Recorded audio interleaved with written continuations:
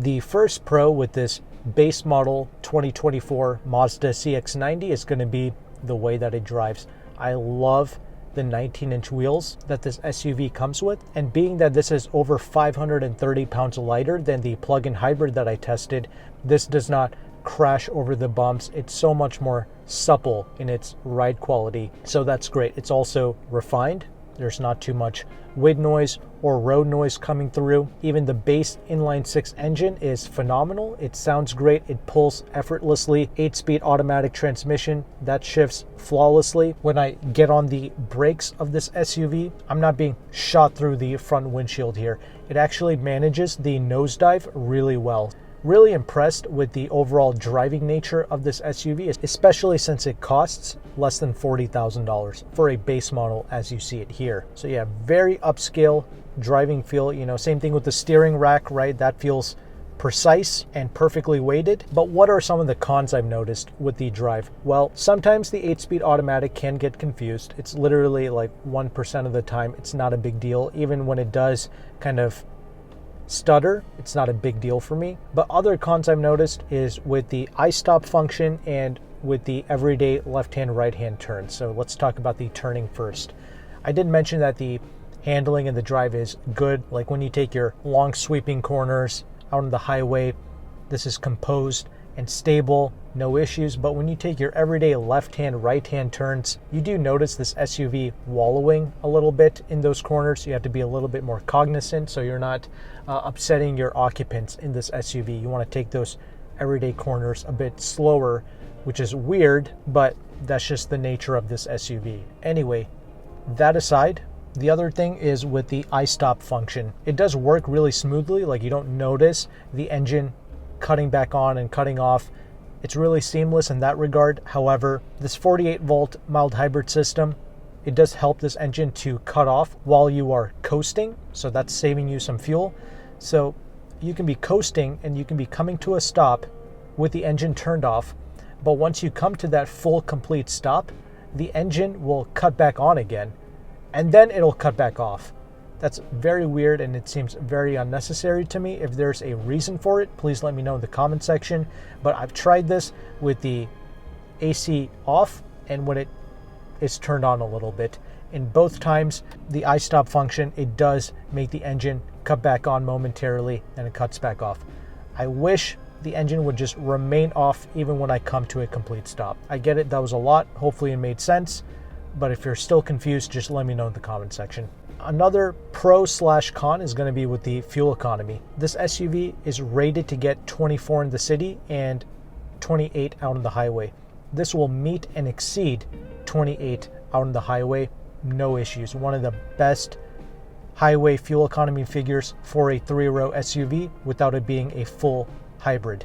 I appreciate that. However, 24 in the city, yeah, that's cap. Yeah, this is not getting anything close to it. I'm getting between 18 to 20 in the city, which still isn't terrible. That's in line with the rest of the competition. I find it acceptable for a turbo inline-6, but yeah, if it truly did get 24 in the city, that would have been top tier for sure, but it's okay. A big pro is going to be with the interior space, at least the way that it is designed and built. There is no creaking or rattling going on in here. It feels really upscale, even as a base model. Yes, they are using, hard touch plastic as a trim, and you have this piece of cloth on the doors here, but still, they've managed to tie everything together to feel, again, better than what the price would suggest. So I love the design. I love the physical buttons and switches for your HVAC. The seats are extremely comfortable. You have so much lumbar support for the driver, and you do get electronic seats for the driver's side. It is mechanical for the passenger on the base model, and I have pretty good legroom in the second row seats. And when you have the third row down, the trunk space is also really good.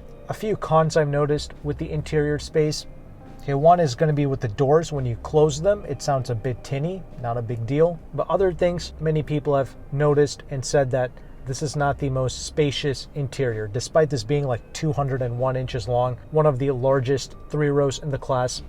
It just doesn't feel that spacious in here because the third row seats, that's really only meant for children. I mean, you can never really fit adults in the third row of this SUV, sadly. And I mentioned that the second row seating space is good, but that would mean that the front passengers would have to scoot up a little bit more.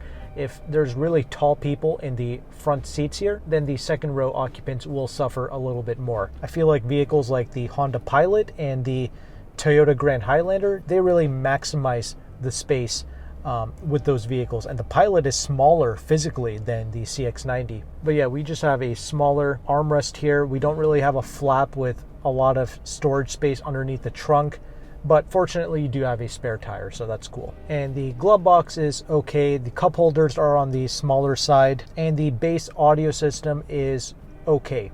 It's acceptable, but it's not amazing. The Bose audio system, now that is amazing, but now you have to step up in trim level, and you're pretty much forced to get 21-inch wheels as well. So I wish they would at least give us the Bose audio system as a option with the Preferred Plus, or just give us the Bose audio as standard with the Preferred Plus. But a few more pros here. It's going to be with the standard safety tech. I appreciate how they give you blind spot monitoring and rear cross traffic alert as standard, and I also appreciate the fact that this is a IIHS top safety pick plus, one of the safest new cars out on the road to date.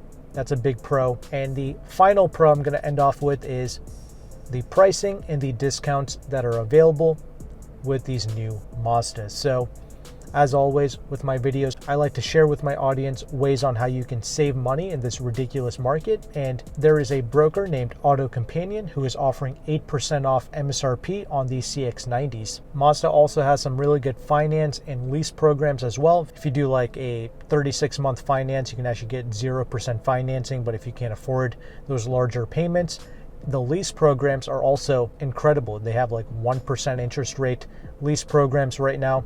Obviously, leasing and financing, all of these things, they change every month, but AutoCompanion is offering a free leasing calculator, which will also update every month, and you can use this to see the interest rate of a lease, the residual values, and the incentives that you can qualify for in your local area. So if you qualify for like Mazda loyalty, you can save even more money than what AutoCompanion has to offer, because the incentives stack on top of the dealer discount. So yeah, use those tools to your advantage. And if you want to work with AutoCompanion, he is located on the East Coast. He is able to ship nationwide. However, that's something you have to pay extra for, and he does charge a broker fee to access these deals. But if you sign up with my affiliate link in the description box below, he will take some money off of his broker fee. So hopefully you appreciate this knowledge, this information, and these resources. If you did, make sure to like and subscribe. But thank you so much for watching this video. Take care and goodbye.